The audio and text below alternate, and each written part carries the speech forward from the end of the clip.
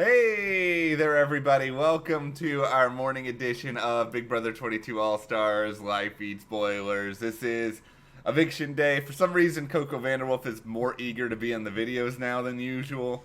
That's right. Look how cute our babies are. Oh, right.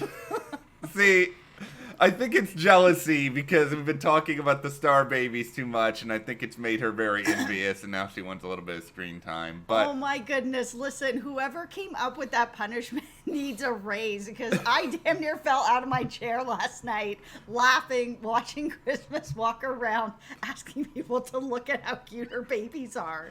see, that's not something that everybody necessarily wants to respond to when they're awake. I got to imagine it's even worse when you're asleep and somebody is like, look how cute my babies are in the middle of the night. But we'll probably share a few thoughts on last night's episode throughout, but we will talk about where things are right now with the eviction, what kind of HOH stuff we could see, and a whole lot more. But before we get into it, if you guys do like this video, give us a like, subscribe, and also hit that notification bell and support us further. Check those links to our store, our Patreon, our big live chat is happening over there in just a matter of days if you want to get in on that. So that was the big highlight of the episode for me last night. See, it's an interesting position because I feel like the episode last night didn't necessarily give away all that much unless you include wanting to hear about Ian's back hair that he has had removed, or also Danny trying to work a lot of different people. By the way, why is it that Big Brother 22 was devoting minutes to Enzo and a bidet and then also Ian and back hair? Is this where we are already? I guess it's a little bit, besides everything that happened with David, it's been a little bit dry. It's been a little bit dry, and we haven't gotten to the point yet where Big Brother the show can catch up to where all of us are with the David debacle, that it has put him in a pickle moving forward, to say the least. It is going to be interesting to see how they put that together tonight because I am sure it will be there. It is going to be a mess because I maybe they'll try to simplify it as best they can and just basically be like, David ends up outing Tyler, putting Cody in trouble because he talked about them basically talking about Davon being someone who was on the fence about keeping David. And David has now got himself in a position where I'm not saying that he would be the target to go home next week, but I think there's a pretty good chance that a lot of these people are going to nominate him now. Yeah, Cody basically did say that. He was like, oh man, if I get in power, kind of David needs to watch out. So, I mean, David has put himself in a terrible spot, driving around the clown car yesterday and clowning everybody. They all went and spoke. And after everybody spoke, there was enough sort of truth in there, even though it may not all be true, but there was enough in there that everybody is sort of on the same page except for David. Dave Vaughn was even just like, you know what, David, he can go at this point. It's just, he has put her in a precarious spot. The irony is that there was so much conversation about, okay, are Bailey and Dave Vaughn going to be in trouble? Are they going to be split up? And, that may still very well happen depending on who is HOH, but Yep. It's almost sort of like now, because Kaser is sort of the easy nominee, David has sort of slid into the position now of other easy nominee that nobody's going to get mad at. So in turn, it's almost like he's saving Bailey and Davon a little bit. Yeah, and I think for just all of those people that got clowned yesterday, getting David out is the bigger, better move for them over Kaser, because Kaser is on his own and he is willing to work with people to go forward, and he has played this game a few times before, so he has more experience. What happened with David is just such inexperience in the game is what it feels like. I mean, he does have some communication issues that are going on where it seems like if conflict comes in, he just folds. But some of that might have been worked out if he had been able to play like an entire newbie season where he kind of got his footing instead of playing with people that have played 2-3 times. So getting rid of David for like Davon and Bailey and Tyler and Cody is good. Especially actually for Tyler, because Tyler really likes him and did want to work with him. But being someone who's as good as a player as Tyler and having David as your ally who doesn't have enough experience, that is not the best move here for Tyler now that's all blown up. I'll say what really frustrates me the most about David, because I had no problem with him deciding to come on this season. I mean, if somebody's like, hey, you want to play Big Brother again, of course you're gonna probably say yes if you love the game. So I don't fault him for that. I don't fault him for even screwing up in the game here or there. I love whoever's running his Twitter account while he's in the house, but it's just I'm frustrated about the fact that it seems like he didn't do any real research. It seems like Ovi made him like a guide in all these seasons and stuff. And even Ovi was tweeting overnight, just being like, David, I love you. I'll always have your back, but I really wish you had kind of done a lot of the homework that I told you to do. It's David, you're going on Big Brother All-Stars. At least try to cram a little bit. I know you can't go outside. What else are you going to do leading up to this season than just sit at home and watch TV? Yeah, and I wonder if that would have actually helped him, because it does seem that if he gets into conflict, it doesn't really matter how much he knows about the people that he's talking to. That conversation with Bailey and Davon, as soon as he started to feel like a conflict was coming, he just spilled everything. Everything. No lies, no nothing, just everything.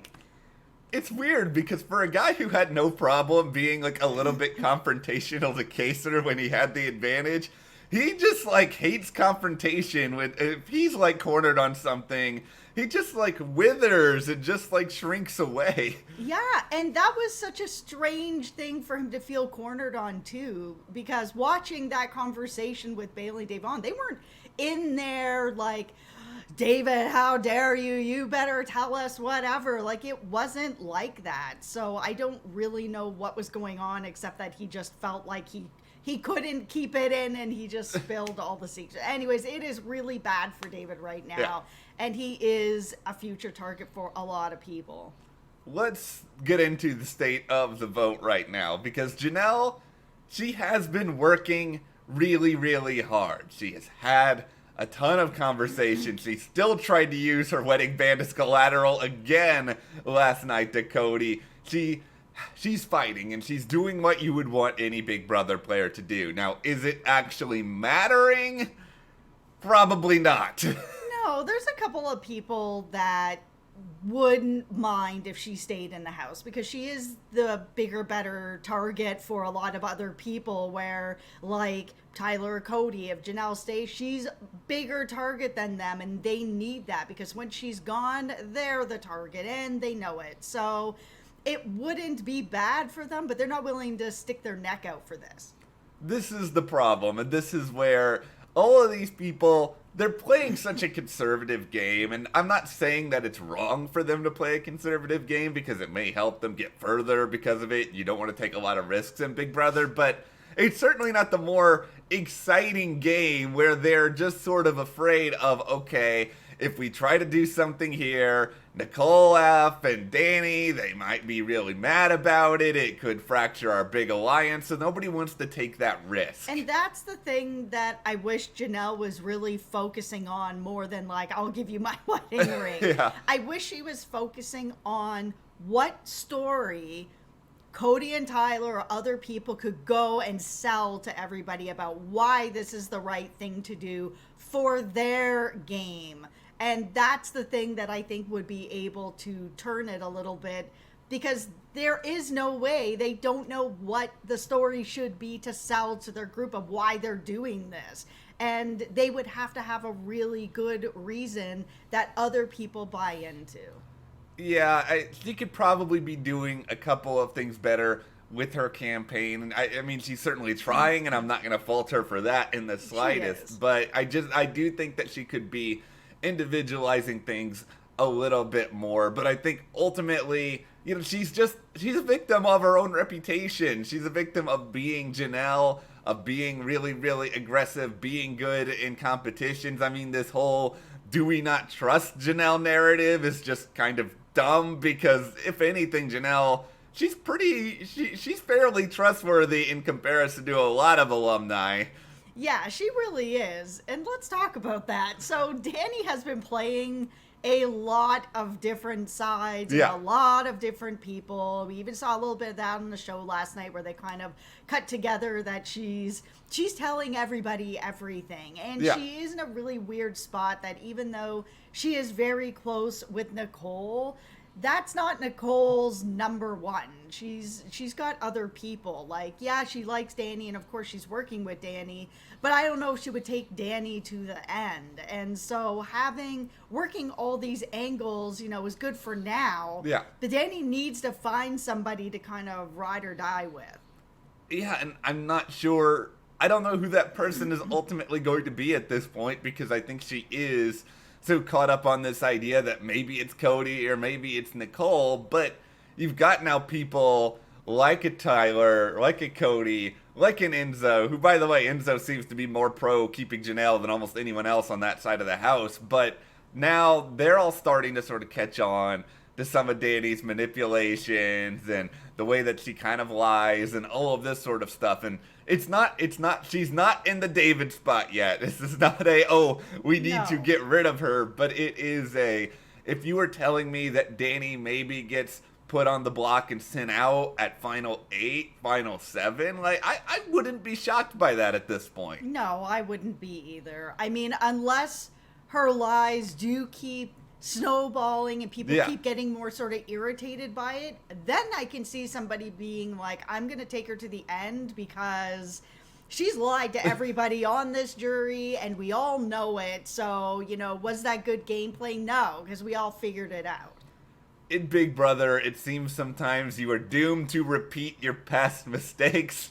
Danny played too hard her second time. She's doing that a little bit again. Tyler's making way too many pacts with various people. Devon trusting some of the wrong people. It's just like, here we go again, going down the only road we've ever known. I kind of just paraphrased the song here. No, I didn't sing it. Don't demonetize us. Yes, no. But yeah, it's just, that is kind of where we are right now. Yeah, so gearing up towards Eviction tonight. Yeah. Really, it feels like the only way that Janelle is going to stay is if there is some sort of a twist. Yeah, and I'm not feeling great about it right now. They did say that it's a live show tonight, so it doesn't sound like they are pre-taping it, which they've done for the past couple of weeks, but they did not say anything about a twist. So we are going to be reliant on Julie to sort of come in at the last second here. They did make it sound like somebody will be evicted, so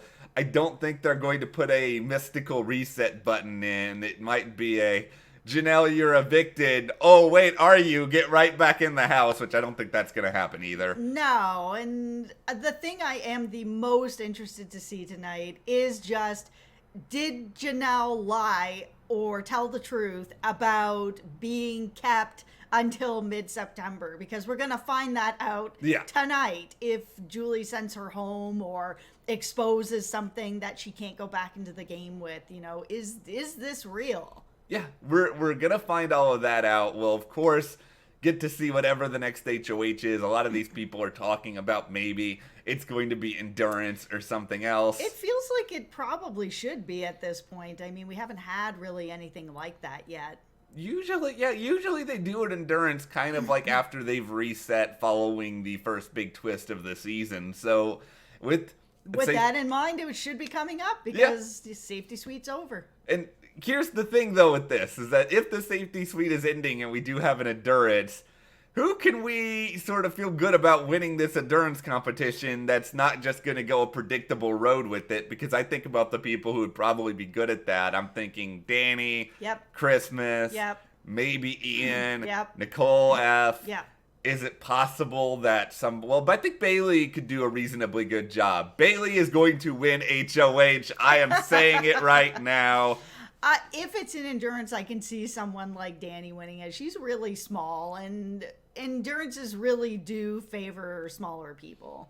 And she's tiny. Yeah, she's tiny. I think she probably has a good chance. She's done well in these in the past, but it does come down to How badly do you want it? Insert every cliche in the world right here. It would be kind of interesting to see a Danny HOH actually, because, like, where are her loyalties really lying? I know Cody and Nicole would be fine, but who is she really after at this point? I know she spoke about getting rid of all the women, but is she really that interested in getting rid of all the women?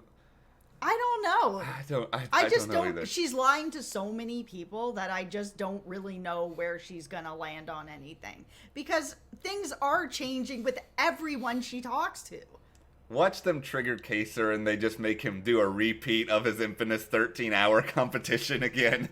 Oh man, if we get a Kaser win tonight, it's gonna be wine all around tonight. Boy. Celebration.